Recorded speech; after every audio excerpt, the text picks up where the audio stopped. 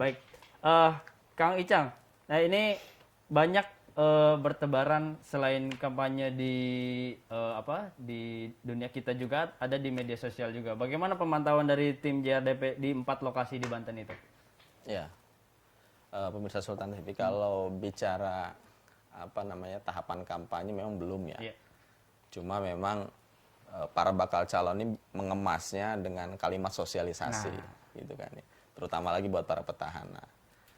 Konteksnya di media sosial, kalau saya lihat sih memang dari petahana sendiri, bakal calonnya atau tim resmi mungkin gitu ya, pemenangan bakal calon sendiri ini belum juga melakukan sebenarnya sosialisasi secara resmi. Yang lebih banyak malah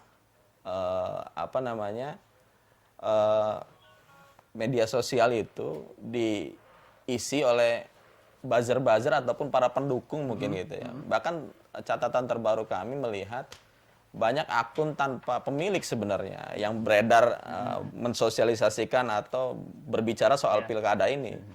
Yang ini mengarah kepada situasi yang tidak sehat sebenarnya dalam pilkada kita.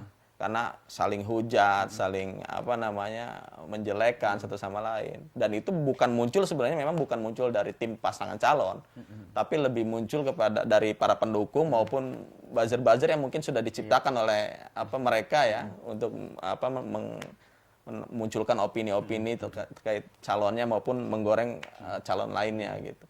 Nah, ini tentu ya sebenarnya sesuatu hal yang tidak kita harapkan terus berkembang. Opini negatif di medsos yang berujung konflik horizontal gitu ya.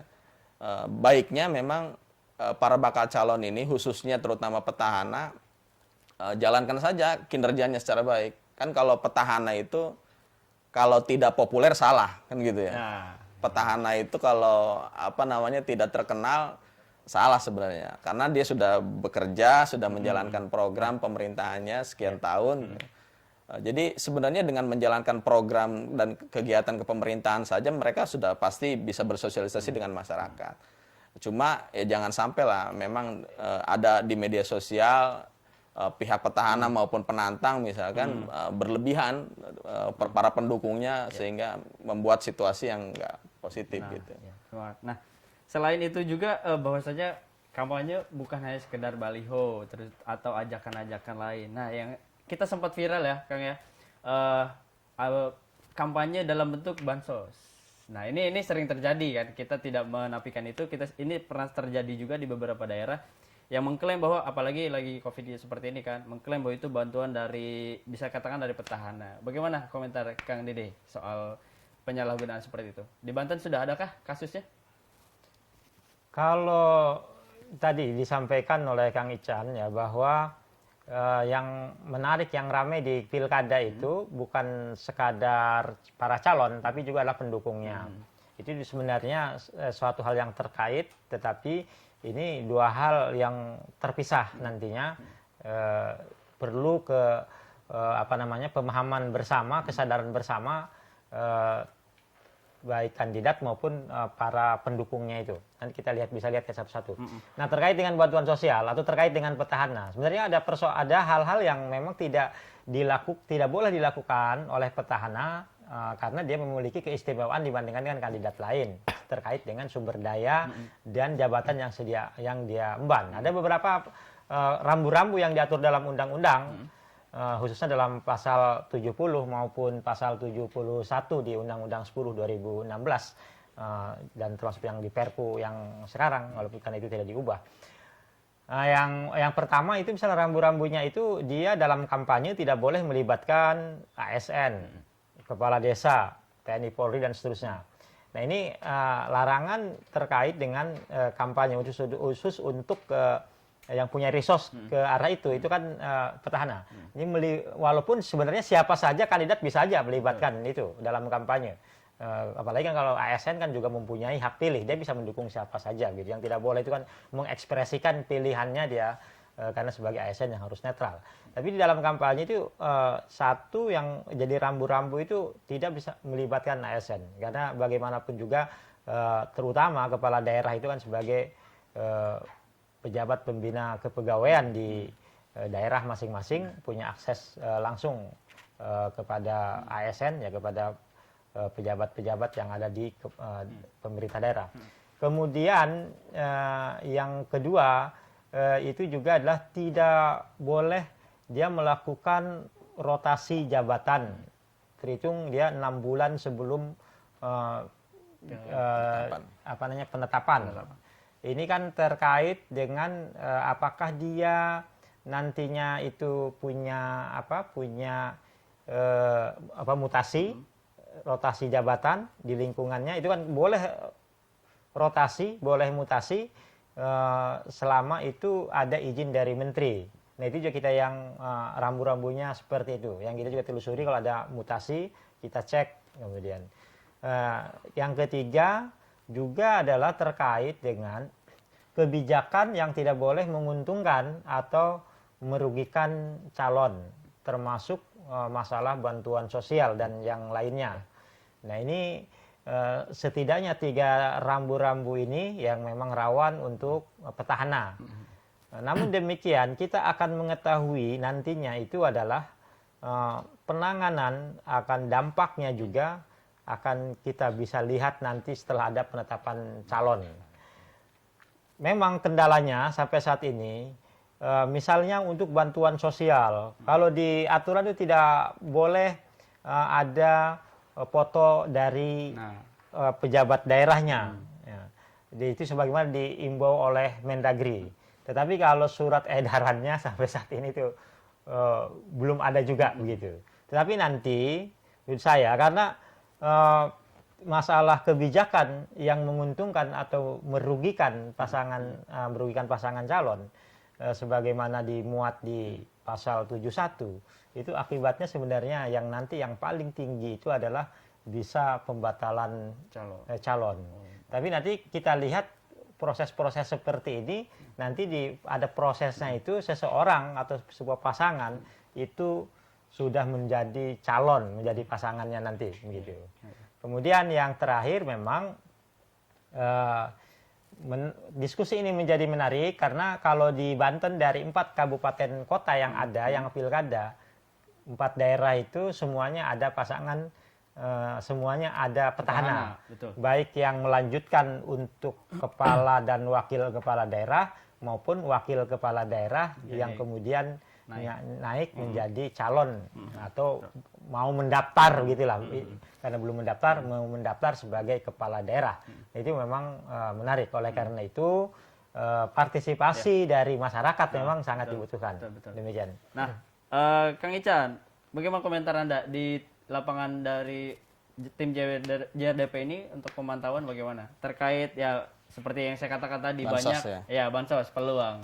Ya, jadi kalau soal bansos ini, terutama katakanlah situasi pandemi COVID ini ya, sebenarnya bisa jadi menguntungkan atau juga bisa merugikan bagi petahana sendiri. Merugikannya apa? Kalau ternyata pengelolaan penanganan COVID ini, salah satunya pengelolaan bansos ini misalkan carut marut, gitu kan banyak yang data yang simpang siur gitu ya, banyak masyarakat yang katakanlah nggak kebagian. Ini kan bisa dikapitalisasi juga oleh penantang untuk bahwa petahana gagal gitu kan dalam penanganan COVID ataupun bansos ini. Tapi memang bagi petahana adanya program bansos COVID ini juga salah satu keuntungan untuk bicara sosialisasi tadi. Meskipun Pak Ketua tadi sampaikan bahwa Mendagri baru berstatement belum mengeluarkan surat edaran gitu ya bahwa ada larangan gambar di di bansos, gambar kepala daerah maupun wakil kepala daerah yang akan mencalonkan lagi. Tapi sepertinya itu sebenarnya kan menjadi landasan etik ya seharusnya gitu. Tapi faktanya memang itu terjadi, misalkan di Kabupaten Serang yang terbaru ya. Yang terbaru di Kabupaten Serang itu stiker setiap bansos beras maupun sembako itu ditempeli stiker di rumah-rumah yang mendapatkan dengan gambar calon petahana. Padahal dua-duanya kan maju lagi sebagai pasangan gitu kan. Ini kan kalau bicara aturan memang belum secara rigid ada surat edaran ataupun peraturan dari Menteri Dalam Negeri, tapi landasan etiknya sudah disampaikan oleh Menteri Dalam Negeri bahwa hal itu berpotensi untuk menguntungkan calon petahana. Di Pandeglang juga terjadi. Di Pandeglang itu bahkan temuan kita dan beberapa muncul di media juga bahwa bansos yang berasal dari lembaga sebenarnya lembaga pemerintah, bukan di luar pemerintah ya, Baznas, itu dilapisi oleh oleh bungkus yang juga bergambar petahana kan gitu. Nah, ini ternyata memang bansos itu menjadi menarik bagi petahana untuk bersosialisasi ke masyarakat, mengenalkan mereka lebih gitu ya. Entah karena mereka mungkin kurang percaya diri gitu kan. Selama ini dalam bekerja gitu, sehingga di akhir-akhir masih menggenjot sosialisasi gitu. Atau di Cilegon juga terjadi misalkan bukan dalam hal bansos, tapi di Cilegon misalnya program COVID, bantuan seperti disinfektan gitu ya, penyemprotan yang itu harusnya dikelola oleh pemerintah atau lembaga PMI, tapi diklaim oleh relawan pendukung, ya kan, dengan mengklaim bahwa itu kegiatan mereka. Ini kan juga ternyata memang ya tadi program pemerintah sangat manis sekali bagi petahana untuk bagaimana mereka bisa bersosialisasi dimanfaatkan itu. Kita harus memperketat pengawasan mungkin ya di bidang sana. Tapi ini kita juga ada sistem kampanye baru ya, karena kita memasuki adaptasi baru ya, Kang Ican, Kang Didi juga.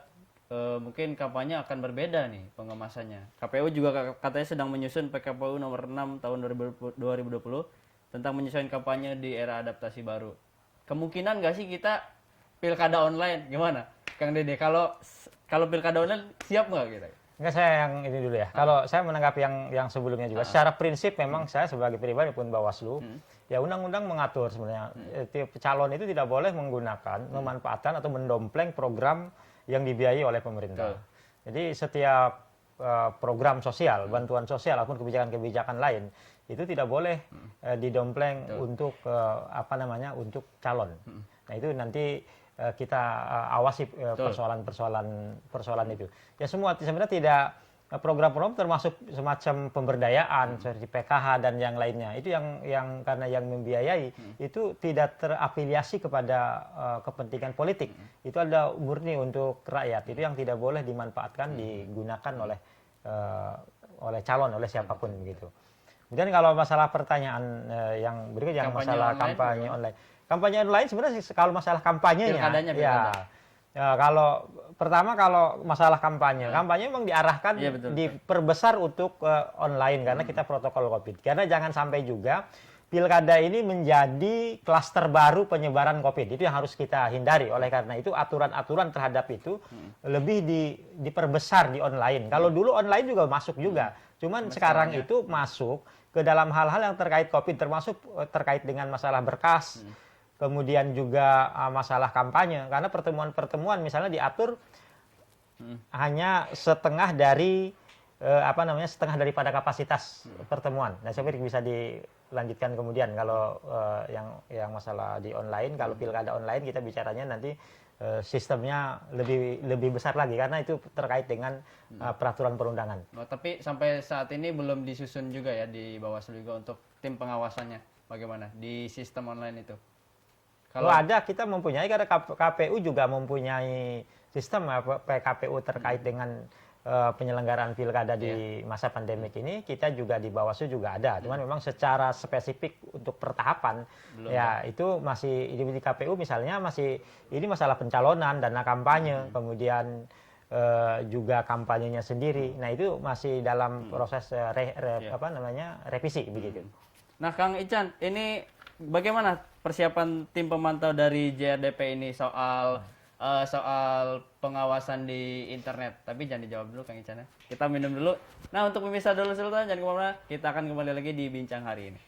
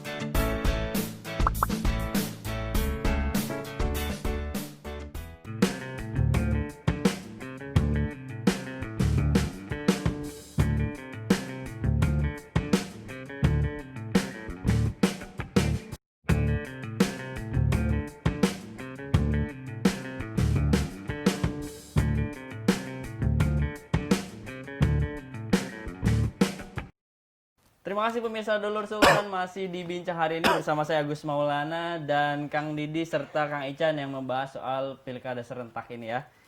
Incumbent sudah mulai bergerak pemirsa. Nah, tadi sudah disampaikan juga beberapa memang itu tadi hal wajar ya Kang Didi ya. Jika memang itu proses pendekatan dengan cara baik, tidak melanggar aturan-aturan pendekatan. Nah, untuk pemirsa Dulur Sultan, acara Bincang hari ini bisa disaksikan di fanspage YouTube, fanspage dan YouTube sultantv.co. Jika ingin bertanya-tanya soal pilkada serentak boleh di kolom komentar. Nah, kita lanjut tadi pertanyaan di Kang Ican, bagaimana persiapan di tim pemantauan JRDP terkait ini banyak yang online nih ke depan nih. Bagaimana persiapannya? Ya, kita di JRDP saat ini sudah mendaftarkan pemantauan di 3 kabupaten kota, di Pandeglang, di Kabupaten Serang, dan Kota Cilegon. Di Pandeglang kita sudah mendapatkan akreditasi dari KPU sendiri, tinggal Kabupaten Serang maupun Cilegon yang mungkin sedang proses verifikasi mereka. Ya, kita melibatkan kawan-kawan pemuda, mahasiswa di JRDP untuk kegiatan pemantauan ini. Memang yang awal ini kita daftarkan, jumlah pemantaunya belum masif, belum banyak. Karena pemantauan di awal ini kan kita belum kepada bicara penghitungan ataupun pemungutan ya nanti per TPS, mungkin nanti kita akan ke arah sana. Tapi di awal ini mungkin pemantauan kita memang banyak fokus juga soal perilaku pendukung dan bakal calon di media sosial. Makanya kawan-kawan muda, milenial, mahasiswa ini kita libatkan untuk dalam pemantauan ini. Dan di yang terdekat juga tentang kegiatan pendaftaran calon misalkan. Nanti kita akan terlibat dalam setiap tahapannya. Kawan-kawan pemantau juga sedang kita berikan pembekalan nih. Yang sudah masuk sekarang itu di Kabupaten Pandeglang sekitar 30 pemantau, di Kabupaten Serang ada 50, di Kota Cilegon 25. Ini masih terus kita galang. Tangsel belum Tangsel? Tangsel kita sedang berproses, mudah-mudahan bisa kita juga mendaftar nanti di sana. Yang pasti memang media sosial ini menjadi menarik ya, atau kampanye online menjadi satu hal yang menarik dan butuh kreativitas sebenarnya dari para bakal calon maupun pendukungnya. Cuma ada hal yang juga perlu kita perhatikan, bahwa pendukung di media sosial ini kan karakteristiknya juga cenderung liar ya. Betul. Apalagi tadi saya sampaikan di awal, banyak yang medsos tak bertuan gitu, atau buzzer dengan akun-akun palsu misalkan. Nah, ini pengendaliannya harus lebih serius maupun pengawasannya terutama. Nanti Bawaslu apakah sudah punya tim khusus gitu kan untuk pengawasan media sosial?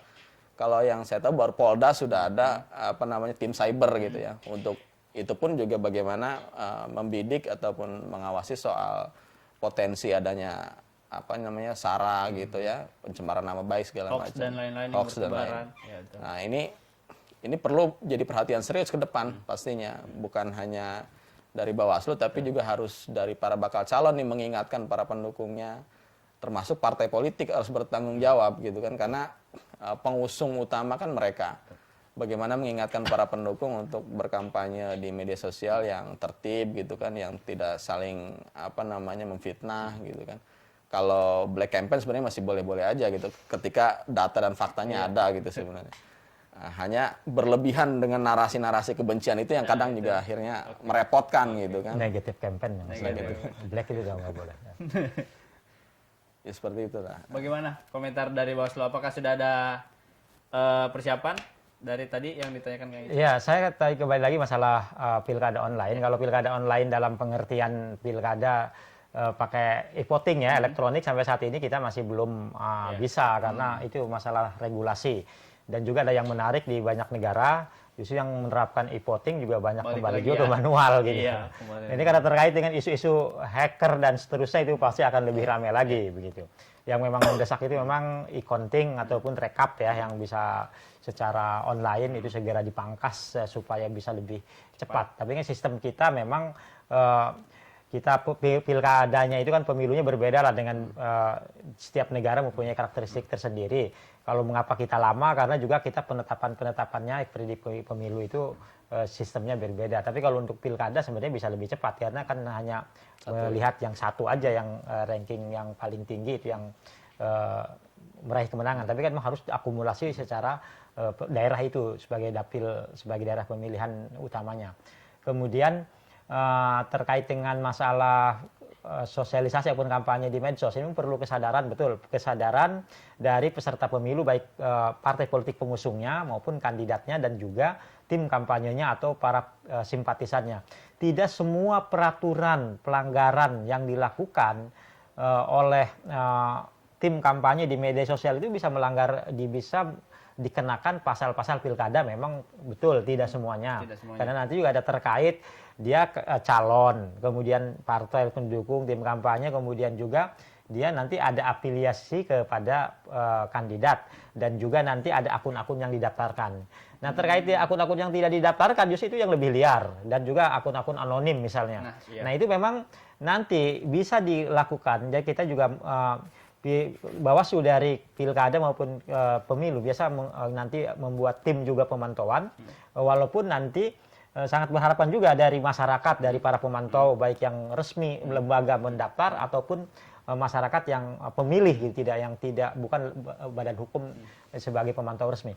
Nah, ini nanti betul nanti bisa jadi itu tidak melanggar pilkada, tapi nanti bisa juga diproses, dijerat dengan undang-undang ITE misalnya, terkait dengan menebarkan kebencian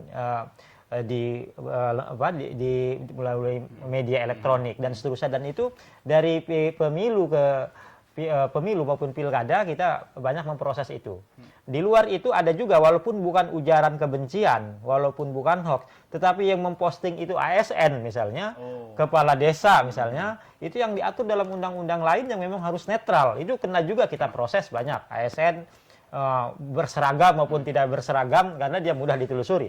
Karena di Facebook misalnya kalau seseorang memposting, pasti orang itu kan punya teman gitu kan, walaupun dia misalnya anonim, namanya lain, tapi bisa ditelusuri dari temannya, siapa friend-nya itu. Pasti ada yang kenal. Itu yang biasanya kita diproses dan kita proses disampaikan kepada komite ASN. Jadi ada hal yang dilarang, TNI, Polri, ASN, kepala desa, itu yang memang tidak boleh mengekspresikan dukungannya, baik mendukung maupun menyerang lawan yang tidak dia sukai, yang terkait dengan politik praktis begitu. Itu sudah clear kalau urusan itu aturan-aturannya. Tapi masyarakat umum di luar yang tadi disebutkan itu juga sama. Kalau hal-hal yang melakukan hoax, yang menebarkan kebencian dan seterusnya, tidak dengan undang-undang pilkada, kita bisa menjerat di undang-undang ITE. Itu koordinasi Bawaslu dengan sentra Gakumdu, bahkan karena itu tidak terkait langsung dengan pemilu, tidak dengan pilkada, itu biasanya polisi bisa langsung menangani itu. Nah, berarti artinya tim Bawaslu sudah berkolaborasi dengan pihak Gakumdu yang dari Kapolda ya, berarti dari Polda ya?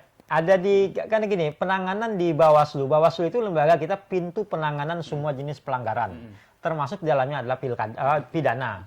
Nah, karena terkait dengan ujaran kebencian dan yang lainnya itu kan sebenarnya terkait dengan pidana, yang diatur oleh undang-undang ITE. Nah, yang untuk terkait dengan pidana, kita mempunyai lembaga yang namanya Gakumdu, ada kepolisian, ada kejaksaan. Di 4 kabupaten kota yang pilkada itu sudah berjalan sentra Gakumdu ini. Dan di provinsi, walaupun kita tidak pilkada, tetapi kita mensupervisi ke 4 kabupaten kota yang pilkada, kita pun membentuk sentra Gakumdu yang terdiri dari unsur kepolisian, Polda, bahkan ditambah dengan Polda Metro, karena kita punya Tangerang Selatan yang wilayah hukumnya Polda Metro begitu. Kemudian juga Kejaksaan Tinggi Banten di samping Bawaslu tentu saja. Demikian. Nah, Kang Didi, ini menarik soal buzzer yang dikatakan Kang Ican tadi. Ini susah dipantau ya nih. Kadang dia berafiliasi pendukung A, kan tiba-tiba juga menyerang mendukung B, seperti itu. Buzzer sangat dikatakan random lah. Dan karena buzzer itu bergerak dengan siapa yang dibayar. Dan saya meyakini buzzer ada yang membayar, Kang Ican ya. Bener gak? Iya. Nggak mungkin buzzer ngetik gabut gitu. Pasti ada yang bayar kan. Nah itu bagaimana pemantauan dari Bawaslu tadi kan ada pendaftaran dari nama akun. Nah itu seperti apa prosesnya? Ya prosesnya kalau akun yang resmi didaftarkan ke KPU itu yang bertanggung jawab itu adalah tim kampanye yang berlangsung kepada calon. Sehingga nanti kalau ada dia menyerang kelompok lain, menyerang kandidat lain dan yang lainnya, itulah yang diproses. Yang menjadi persoalan itu kan justru akun-akun yang tidak didaftarkan. Nah, itu yang menjadi persoalan karena ini nanti pilkada ini pada ujung-ujungnya nanti subjek hukumnya itu adalah calon. Betul. Sehingga nanti kalaupun ada orang tim kampanye dan yang lainnya, ujungnya dia masuk tim kampanye calon mana atau relawan mana begitu. Nah, yang tidak termasuk yang akun-akun yang didaftarkan, dia afiliasinya nanti ke calon mana. Itu kan ujungnya nanti subjek hukumnya itu adalah kalau terkait dengan administrasi termasuk pembatalan misalnya, dan juga banyak hal yang terkait dengan pidana yang langsung terkait dengan calon dengan kandidat. Nah, yang tidak didaftarkan ini yang selalu menjadi persoalan. Nah, makanya kalau terkait dengan buzzer-buzzer ini itu perlu keterlibatan masyarakat. Kami setiap ada penanganan proses baik itu laporan maupun temuan, mengapa tidak langsung diponis tapi ada prosesnya yang diatur oleh undang-undang dan juga Perbawaslu, diklarifikasi dan yang lainnya. Karena bisa aja dalam pelaksanaannya itu si A dia menyerang kandidat tertentu. Betul. Ya, atau dia mengagung-agungkan kandidat A, menyerang kandidat B. Padahal misalnya dia justru pendukung B gitu. Di satu lain dia bisa mendukung A gitu. Ya itu kan nanti bagaimana afiliasi dia terhadap terhadap kandidat itu yang kita klarifikasi. Yang jelas kalau terkait dengan pelanggaran misalnya tim relawan, masing-masing kandidat juga menyerapkan grup-grup ataupun kelompok relawan. Dan relawan itu bagian tidak terpisahkan dari tim kampanye untuk pilkada ya. Oke, baik. Nah, bagaimana tim JRDP? Bisa nggak sih kalau langsung pemantauan di buzzer? Ada timnya nggak kalau langsung ngawasin buzzer? Ya, makanya kita melibatkan kawan-kawan mahasiswa milenial gitu kan dalam hal pemantauan ini karena mereka juga yang sangat akrab ya dengan dunia digital, dengan media sosial. Dan kita menemukan itu, maka tadi saya sampaikan bahwa sekarang ini yang terjadi dukung-mendukung itu bukan lagi hanya sebatas dilakukan oleh orang-orang yang nyata gitu. Tapi banyak akun-akun yang di dunia maya ada tapi sebenarnya mereka nggak nyata gitu. Makanya disebut buzzer tadi. Dan ini sepertinya sudah dikapitalisasi dan susun gitu ya oleh para entah langsung terafiliasi dengan bakal calonnya gitu atau ada para pendukung yang tidak diketahui juga oleh bakal calon mungkin gitu ya, disiapkan gitu untuk melakukan serangkaian kegiatan di media sosial itu. Tapi intinya ya tadi bahwa mungkin perlu regulasi tambahan gitu ya dari KPU maupun Bawaslu bagaimana bisa menyikapi soal buzzer ini gitu. Karena memang kalau aturan resmi yang sekarang itu kan yang akan terkena dengan pasal-pasal pilkada itu adalah akun yang didaftarkan gitu kan. Yang masuk dalam tim kampanye gitu. Sementara kalau buzzer kan nggak mungkin didaftarkan mereka gitu kan. Bahkan akunnya anonim gitu kan. Nah, ketika ada pergerakan yang terlalu liar misalkan ini bagaimana kita menyikapinya yang mungkin perlu regulasi tambahan gitu kan. Misalkan kalau ada kegiatan buzzer yang berlebihan gitu kan, ini bisa berdampak kepada bakal calonnya. Ini seperti apa formalisnya perlu dibahas lebih lanjut mungkin gitu ya. Supaya ini juga tidak berkembang menjadi liar meskipun ada undang-undang ITE gitu kan. Ada ya keterlibatan di institusi Polri yang bisa lebih membidik persoalan ini. Tapi lagi-lagi dunia digital ini kan juga satu hal yang mungkin masih baru kita di Indonesia gitu ya. Bagaimana Polri bisa menemukan orangnya siapa misalkan di akun media sosial itu kan juga jadi pekerjaan yang cukup lumayan gitu. Ya sekali lagi kita lakukan pemantauan ini dari berbagai aspek, terutama ya sekarang ini memang karena tahapannya adalah belum masuk kampanye, belum masuk pemungutan suara. Kita mulai dari tahapan bagaimana membaca karakteristik para pendukung di media sosial terutama ini kaitannya, dan media sosial ini juga ternyata banyak juga dimanfaatkan oleh ASN tadi kata Pak Ketua. Kita menemukan beberapa ASN misalkan di Cilegon itu mereka ikut partisipasi lah katakan dalam komentar, like gitu kan terhadap pemberitaan positif calon misalnya, atau juga ada tampil informasi tentang bakal calon tertentu terutama yang terafiliasi pada petahana. Kita sih berharap dan mengingatkan kepada masyarakat juga untuk berani tuh menemukan itu, dan ketika menemukan melapor ke Bawaslu gitu. Baik. Mendorong. Atau kalau misalkan melapor sendiri agak sungkan ke Bawaslu, bisa melalui lembaga pemantau, JRDP siap memfasilitasi itu, asal temuannya jelas gitu kan ya. Bukti formilnya ada, kita akan bantu mendorong untuk pelaporan itu ke Bawaslu. Karena jangan sampai ya media sosial sendiri juga, karena sekarang memang di pandemi ini dikurangi kan pertemuan tatap muka, jumlahnya juga mungkin tidak bisa banyak Pak gitu. Pasti media sosial jadi alternatif utama untuk bagaimana bersosialisasi. Nah, petahana sangat mungkin memanfaatkan ini melalui birokrasinya untuk bergerak di media sosial misalkan gitu. Dan temuannya sudah ada di Kota Cilegon gitu, seperti itu, bahwa ada komentar gitu kan, ada like dari ASN yang itu ya mungkin secara eksplisit menguntungkan gitu ya pencitraan petahana. Oh, ya. Kang Ican, selain kalau kita kalau ngobrolin pilkada di Banten, terus terang saja yang lebih menonjol biasanya tentang dinasti politik. Bagaimana eksistensi politik di pilkada serentak? Prediksi saja ini. Ya, kalau melihat politik dinasti memang ini sudah menjadi karakter bukan hanya Banten sebenarnya. Di Indonesia beberapa daerah juga begitu. Sudah mencuat ya.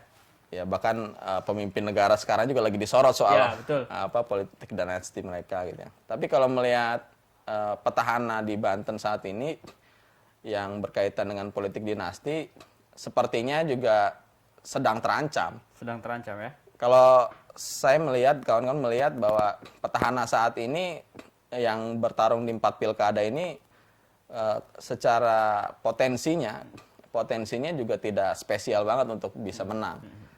Apalagi di Tangsel misalkan, petahananya 2 kan gitu. Pertahanannya 2 dan pertarungannya sangat ketat misalnya. Di Cilegon juga begitu.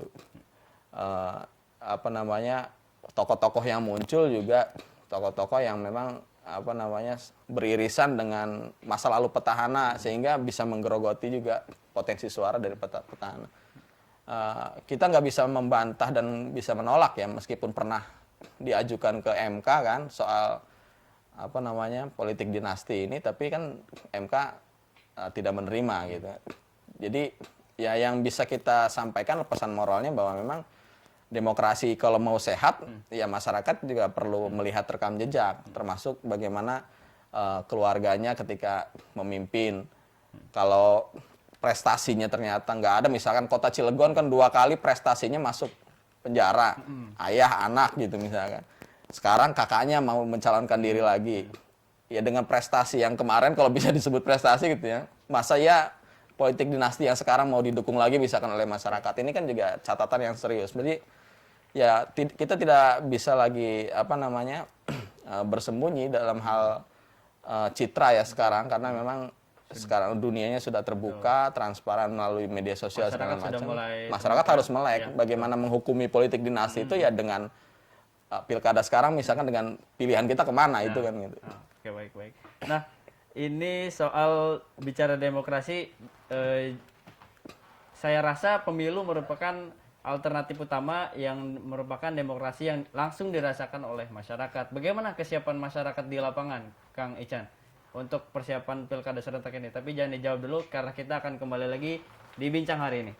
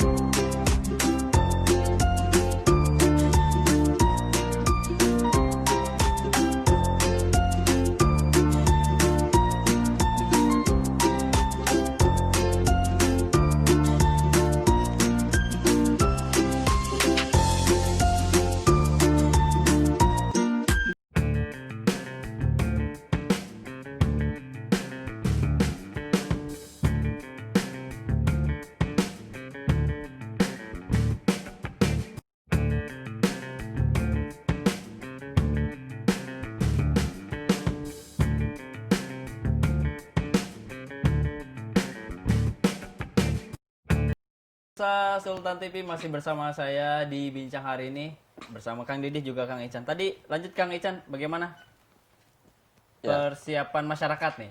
Apakah mungkin ini kan lagi lesu-lesunya nih semangat masyarakat ya karena diterpa oleh pandemi. Jangan-jangan pilkada juga akan mempengaruhi partisipan, bagaimana? Ya, partisipasi pemilih kita memang kalau di Pileg kemarin cukup tinggi ketua ya di Banten. Kalau pilkada ini kita punya catatan yang tidak bagus ketika misalkan di Kabupaten Serang yang hanya 50%-an gitu kan, pilkada 2015 lalu. Ya, pilkada 2018 juga animo pemilih juga masih belum begitu. Nah, ditambah sekarang di masa pandemi misalkan. Nah, ini kita juga melihatnya cukup ragu nih bahwa partisipasi masyarakat akan tinggi.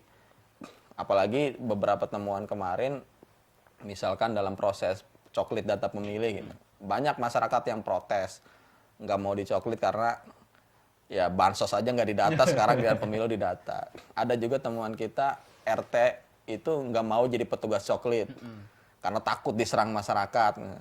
Mereka bansos kemarin gagal membuat harmoni di masyarakat, ketika diminta jadi petugas coklit nyerah mereka mundur. Nah, gejala-gejala ini tentu bisa berpengaruh terhadap partisipasi pemilih nantinya. Tinggal tantangan bagaimana kita, terutama juga penyelenggara pemilu, KPU dan Bawaslu untuk lebih masif nih dalam dalam upaya sosialisasi ke masyarakat, mengajak masyarakat. Apalagi kalau nanti tahapan kita ini kan akan sangat berkurang pertemuan-pertemuan orang ya, lebih ke masuk ke dunia digital atau media sosial. Kalau budaya masyarakat kita kan masih seneng guyub sebenarnya, masih seneng ngumpul-ngumpul, tapi ternyata ngumpul-ngumpul dikurangin, harus dikurangin. Nah, ini bisa berpotensi untuk mereka juga ya nggak ikut berpartisipasi. Mudah-mudahan ya tingkat partisipasi masyarakat nanti juga tidak terpengaruh oleh hal yang negatif, misalkan politik uang. Ketika misalkan sosialisasinya minim sekarang ini gitu kan, terus pertemuan dengan calonnya juga minim, misalkan alternatif nanti ya kan, siapa yang akhirnya ngasih misalkan, yang jangan sampai juga seperti itu kan gitu. Mudah-mudahan ini juga terus diingatkan oleh penyelenggara pemilu, terutama Bawaslu juga. Nah, untuk Kang Didih bagaimana strategi Bawaslu dan KPU untuk meningkatkan partisipan di tengah pandemi ini? Saya rasa sulit loh. Ya, kita dalam pilkada di tengah pandemi ini memang menjadi sesuatu hal yang perlu pemikiran bersama, perlu kreativitas dan perhatian baik dari partai politik, kandidat maupun dari masyarakat ya. Kita tentu bersepakat bahwa pilkada ini kita membutuhkan partisipasi yang tinggi dari semua elemen masyarakat yang berhak memilih. Namun juga jangan sampai menjadi klaster baru penyebaran COVID. Oleh karena itu sosialisasi dan juga kampanye perlu sangat hati-hati dan juga memperhatikan protokol kesehatan. Nanti dalam tahapan kampanye misalnya bagaimana pertemuan-pertemuan itu secara ketat harusnya menggunakan APD, alat pelindung diri, yang kemudian juga sistem yang taat kepada protokol kesehatan ini, di mana juga kapasitas ruangan hanya 50% digunakan dan seterusnya. Apalagi kita tren masalah COVID ini kan masih terus menanjak secara nasional. Kita tidak tahu akan sampai kapan gitu. Kemudian yang ingin saya sampaikan juga bahwa Bawaslu ini didesain dalam perundangan itu sebagai lembaga yang juga mengawasi dan juga menindak segala bentuk pelanggaran ya yang ada di pilkada. Oleh karena itu kepada masyarakat dan juga pemantau termasuk rekan-rekan media untuk bisa mengawasi secara bersama-sama karena nantinya eksekusi penanganan pelanggaran itu penindakan kan ada di Bawaslu. Oleh karena itu masyarakat ada 3 yang bisa menjadikan pelapor misalnya, yaitu satu partai politik termasuk peserta pemilu, kemudian yang kedua itu adalah lembaga pemantau yang terakreditasi. Untuk yang di pilkada ini kan akreditasinya ada di KPU. Artinya mendaftar, lembaga hukum, netral dan seterusnya. Kemudian yang ketiganya itu masyarakat pemilih. Artinya warga masyarakat di Kabupaten Serang yang berhak dia memilih, kemudian juga punya persoalan-persoalan, kan itu juga bisa disampaikan kepada Bawaslu karena mata, telinga, pengawas juga sedikit terbatas.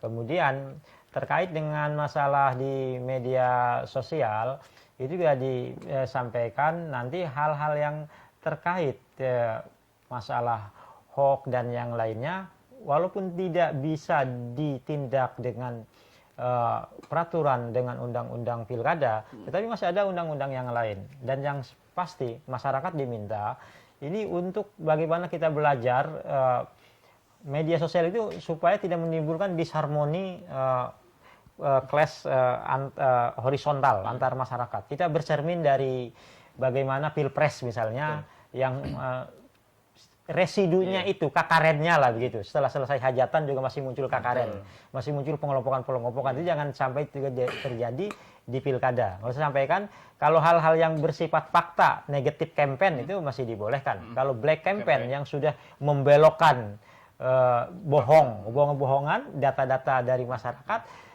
ya tidak sesuai dengan kebenarannya, itu yang kemudian menjadi persoalan. Jadi sekali lagi pada intinya masalah partisipasi, kita tentu concern kepada partisipasi, terutama ini KPU yang harus sosialisasi dan juga kandidat termasuk partai politik, bagaimana sosialisasi yang baik untuk menarik minat kepada masyarakat. Tapi protokol kesehatan juga harus diperhatikan. Dan saya pikir kalau ini segmentasinya lah, kalau segmentasi yang milenial, apalagi kita punya bonus demografi, memang secara khusus memang platform di media sosial itu digital ya harus lebih difokuskan, lebih menjadi perhatian begitu ya. Saya pikir itu. Nah, kalau kemarin juga Bawaslu mengebor-geborkan bahwa kampanye damai di era pandemi, bagaimana sih strategi kampanye damai meski di tengah pandemi itu yang baik seperti apa, Kang Didi? Ya, masalah kampanye pada prinsipnya kampanye itu kan upaya menarik pemilih ya untuk memilih kandidat atau calon pasangan yang ada di pilkada ini.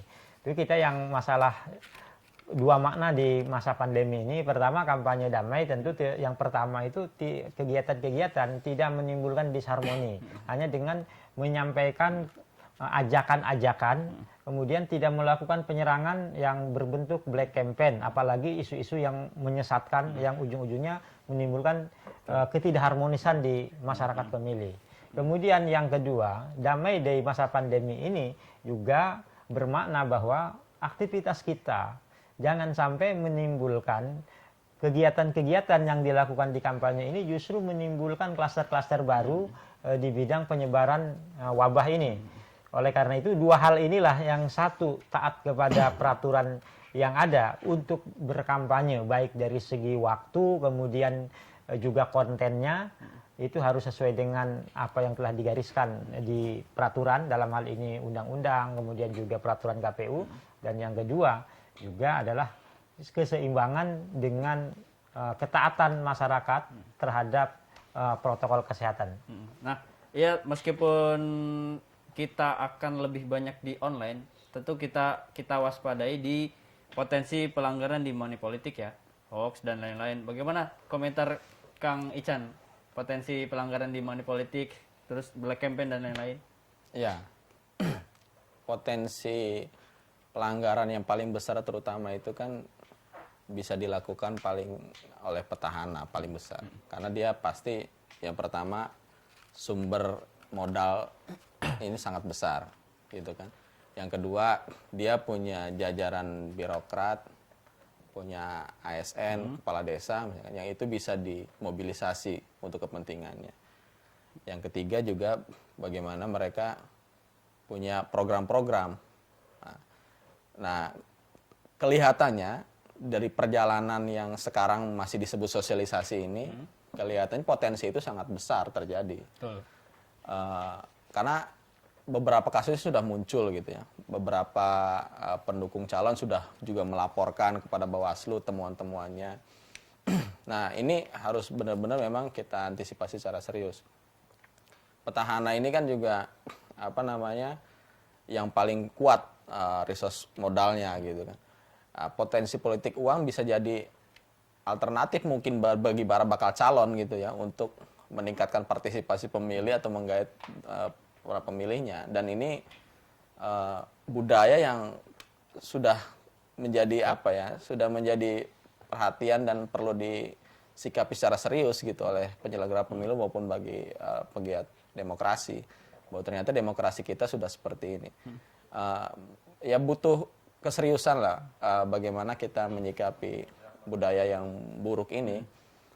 Misalkan kalau kita punya contoh yang sangat serius, Pilkada Makassar 2018 kemarin, bagaimana petahana itu digagalkan pencalonannya karena melakukan program yang dianggap ya melanggar pasal 71 tadi, membuat program yang itu menguntungkan dirinya itu sampai dibatalkan pencalonannya oleh KPU. Di Banten mungkinkah nanti terjadi seperti itu? Nanti kita tunggu perjalanannya. Adakah kandidat-kandidat yang dilaporkan nanti ketika sudah jadi bakal calon nih, sudah jadi calon nanti oleh pendukung lain? Kita juga perlu awasi soal netralitas ASN dan kepala desa ini secara serius. Bukan hanya karena biasanya politik uang juga berkaitan dengan konstruksi tim di bawah gini kan, sumber dananya dari mana? Jangan-jangan ya perangkat mereka di bawah juga mensupport penuh untuk politik uang. Nah, kita ingatkan ke kepala desa misalkan dan ASN pejabat ini kan ada di Undang-Undang 10 2016 ini ada pasal pidananya. Ketua mungkin nanti bisa jelaskan bahwa di pasal 188 itu kan jelas ya bagi pejabat maupun kepala desa yang terlibat dukungan gitu kan penuh terhadap bakal calon ini bisa dipidana sampai dengan 6 bulan. Denda sekitar 6 juta maksimal gitu ya. Nah, ini juga perlu diperkuat gitu kan dengan pengawasan masyarakat dan juga keberanian masyarakat melaporkan ke Bawaslu karena untuk penindakan itu adanya di Bawaslu. Nah, makanya kita JRDP dengan kawan-kawan relawan pemantau akan konsen, akan serius bagaimana melihat persoalan ini di lapangan supaya kita mengingatkan semua pihak jangan sampai ada yang mengambil keuntungan dari hal-hal yang negatif itu. Pelibatan ASN di Pandeglang kita bahkan sudah berdiskusi dan membuat satu frame ada partai ASN di Pandeglang gitu. Partai ASN. Kemarin kan camat pernah dipanggil oleh Bawaslu Pandeglang ketika ada videonya yang mengajak dukungan kepada salah satu pasangan calon. Karena potensi ASN maupun kepala desa ini untuk bagaimana menggait pemilih ini sangat besar. Makanya kita sampai menyebut ada partai ASN yang bergerak gitu kan. Nah, ini perlu diwaspadai. Termasuk politik uang, ya. Ini tentu pasti harus jadi perhatian semua. Dan kelihatannya di beberapa daerah, kan politik uang itu bukan hanya uang yang ketika dibagikan pada hari H. Tapi ada beberapa hal juga yang janji gitu kan, termasuk juga perangkat yang tidak dibolehkan dibagikan dalam kampanye kan masuk juga politik uang misalnya. Ada bantuan misalkan semen gitu kan kepada masyarakat atau sembako misalnya, itu juga bagian daripada politik uang ya berharap masyarakat budaya seperti itu bisa dihilangkan lah.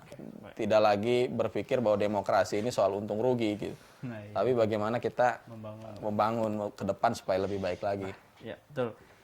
Tidak terasa nih, Kang Dede, Kang Ican, kita sudah 1 jam ya ngobrolin soal pilkada serentak, incumbent sudah mulai bergerak. Nah, mungkin ada closing statement dari Kang Dede, mau nggak untuk pemirsa Sultan TV? Ya, terima kasih. Ya, soal penindakan sebenarnya kan yang sebagai salah satu tugas daripada Bawaslu, saya mengharapkan sekali kepada masyarakat seperti yang disampaikan tadi terkait dengan ASN. Ya, sebelum pendaftaran ini, karena ASN tetap harus netral, ada atau tidak ada pilkada. Ini dalam proses walaupun pendaftaran belum, Bawaslu Kabupaten Kota sudah melakukan juga penindakan dan proses terhadap pelanggaran-pelanggaran yang dilakukan oleh ASN. Jangankan ada bukti yang baru di laporan misalnya atau kita lihat ada di media sosial di Facebook misalnya ada deklarasi dan yang lainnya, kita langsung telusuri, kita lengkapi bukti itu karena ini terkaitnya nanti dengan pembuktian. Kemudian yang kedua masalah money politik, ini soal klasik ya, tetapi memang ini yang terus bergelut dan sangat membutuhkan peran serta masyarakat. Banyak sekali masukan-masukan atau laporan, tetapi ketika yang kita proses, kita tetap harus membutuhkan 2 alat bukti untuk memproses itu sampai masuk ke pengadilan begitu. Oleh karena itu peran serta daripada masyarakat untuk menyampaikan. Jangan informasi awal aja foto misalnya begitu. Sampai lihat di foto ada ngasih amplop itu kan belum menjadi barang bukti, kita telusuri. Kita sampaikan, tanya, tapi ada juga misalnya kendalanya orang yang ada di foto tidak mengakui dan seterusnya tidak. Nah ini yang makanya peran serta masyarakat sangat dibutuhkan. Jadi sekali lagi kepada untuk peserta pemilu, parpol maupun kandidat berkontestasi dengan jujur, dengan baik. Kalau masalah dinamika itu namanya juga kontestasi, tapi nanti kalau ada pelanggaran-pelanggaran kita pantau terus nih, kita catat karena nanti masalahnya akan berakibat di kemudian hari. Kemudian kepada masyarakat jangan segan untuk memberikan masukan-masukan, laporan kalau ada penyimpangan kita pastikan Bawaslu pasti memprosesnya. Terima kasih. Baik, Kang Ican, boleh closing statement untuk pemirsa Sultan TV?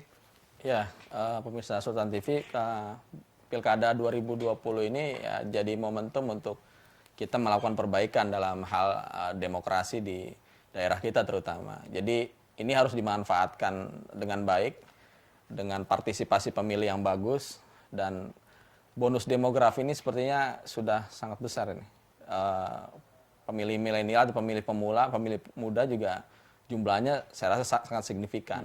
Nah, ini anak muda harus berperan serta, bagaimana ikut berpartisipasi dalam pilkada, baik menjadi bagian dari pasangan calon maupun juga ikut berpartisipasi dalam pemantauan misalnya.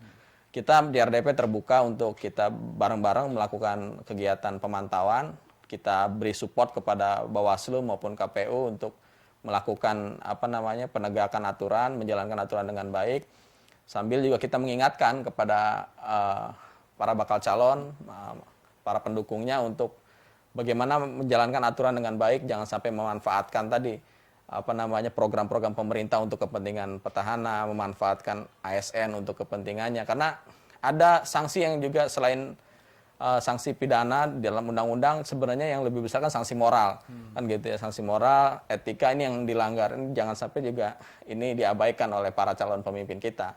Selain itu juga politik uang, masyarakat perlu waspada, dan di Undang-Undang 10 2016 ini kan kalau di pilkada yang potensi terjerat pidananya bukan hanya yang membagikan, tapi yang menerima bisa terjerat sanksi pidana. Jangan sampai ya kejadian pilkada 2018 di Kota Serang gitu kan terjadi, orang yang sebenarnya jauh urutannya dengan bakal calon tapi dia harus masuk bui karena membagikan uang dari kepentingan calon tertentu. Nah, ini kan tentu sangat miris ya kalau sampai terjadi masyarakat yang tidak tahu apa-apa terjerat pidana politik uang. Ini pukulan buat demokrasi gitu. Cuma ya tadi itu kita lagi-lagi mengingatkan kepada masyarakat bahwa buat demokrasi ini riang gembira, tapi juga sambil menjalankan aturan yang baik gitu kan, tetap membuat suasana menjadi kondusif dengan hal-hal yang positif lah.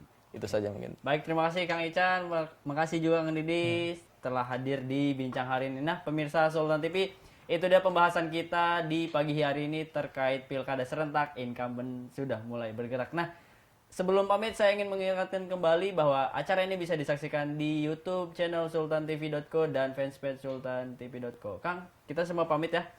Terima kasih pemirsa Sultan TV. Assalamualaikum.